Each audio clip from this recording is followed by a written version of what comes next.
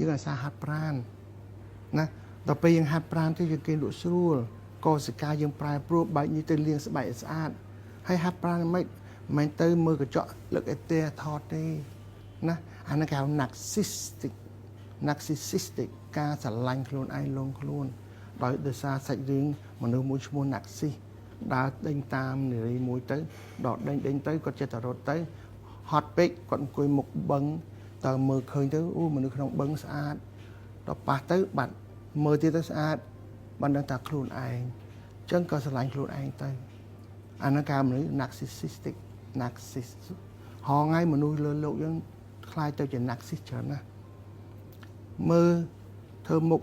បៃសក់មើលធ្វើមុខបៃសក់ញញឹមហើយលើកអេទែមើលយើងមិនបន្ទោសទេជាចំណងចំណូលចិត្តរបស់បុគ្គលមួយប៉ុន្តែហាត់ប្រាណគឺហាត់ប្រាណជាសាច់ការមួយអាទិត្យ3ទៅ4ដងមួយដងគឺ45នាទីរត់ហែទឹកពុតខ្លួនពុតប្រាណធ្វើ jumping up ធ្វើ up and down ទាំងអស់ហ្នឹងឡើងកម្មចនាដើរទៅផ្សារជាភាពហាត់ប្រាណអញ្ចឹងវិចលនាដើរកសិកាដើរពវៀនយើងក៏ដើរបត់ជើងក៏លឿនហើយបើយើងញ៉ាំបន្លែផ្លែឈើវាមាន fiber ហើយបើយើងញ៉ាំបាយសរ៉ូបគឺវាមានជាតិ fiber